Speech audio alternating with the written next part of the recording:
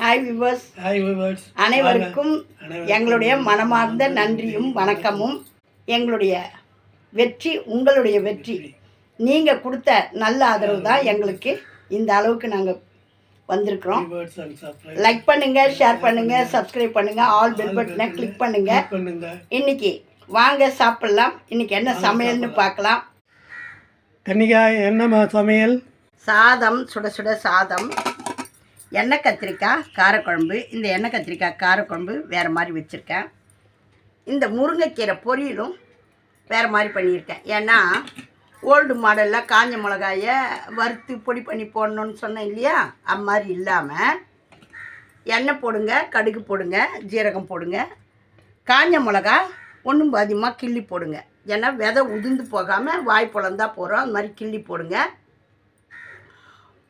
முருங்கைக்கீரையை தண்ணியில் அலசி வாரி இதில் போட்டு நல்லா ஒரு தோட்டி மூடி வைங்க. கொஞ்சமாக அப்படி அதில் இருக்கிற தண்ணியிலேயே அது வெந்துடும். சிம்மில் வச்சு மூடி தேவையான சால்ட்டு போட்டு மூடி வதக்கி வைங்க. அதுக்கப்புறம் வேர்க்கடலை தூள் பண்ணி பூண்டு நசுக்கி போட்டுக்குங்க. வேர்க்கடலையும் பூண்டையும் எடுத்து கொட்டி நல்லா ஒரு கலரி இறக்கிடுங்க. கீரை வெந்த உடனே இது ரெண்டுத்தையும் கொட்டி இறக்கிடணும். அவ்வளோ நல்லா ருசியாக இருக்கும் வேர்க்கடலை தூள் பொரியல். ஏன்னா காஞ்ச எண்ணெய் போடுங்க, கடுகு போடுங்க, வெங்காயம் தக்காளி போடுங்க, எல்லாம் நல்லா வதங்கட்டணும். கத்திரிக்காய் போடுங்க. கத்திரிக்காயை போட்டு நல்லா வதங்கட்டணும்னு சொல்லிவிட்டு தண்ணி வச்சு உப்பு மிளகாத்தூள் மஞ்சத்தூள் போடுங்க. நல்லா கொதிக்கட்டணும். புளிப்பு கொஞ்சமாக புளி ஊற்றி தேங்காய் சோம்பு நல்லா நெழுவ அரைச்சி நல்லா கொதித்து காரமெல்லாம் சரியாக மிளகா வெடிப்புலாம் அடங்கினோடனே இந்த தேங்காய் சோம்பு அரைச்சி வச்சதை ஊற்றி கருவேப்பிலை கொத்தமல்லி தூவி இறக்குங்க. இந்த காரக்குழம்பு ரொம்ப சுவையாக இருக்கும். எண்ணெய் கத்திரிக்காய் காரக்குழம்புன்னு சொல்லிட்டு நிறைய எண்ணெய்லாம் யூஸ் பண்ணாதீங்க. ஆரோக்கியமான சாப்பாடு சாப்பிட்ணும் அப்படின்றது உங்களுக்கு உடம்புக்கு கெடுதி தான் வரும். பூண்டு நிறைய முழு பூண்டு உரித்து போட்டுக்குங்க.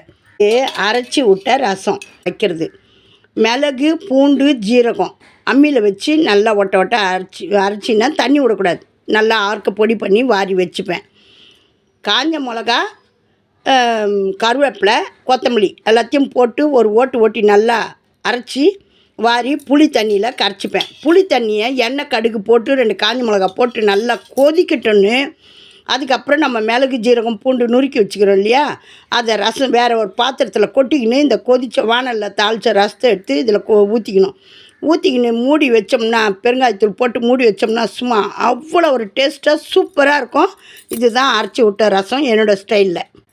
லைக் பண்ணுங்கள், ஷேர் பண்ணுங்கள், சப்ஸ்கிரைப் பண்ணுங்கள், ஆல் பெல் பட்டனை கிளிக் பண்ணுங்கள். ஸ்கிப் பண்ணாமல் பாருங்கள்.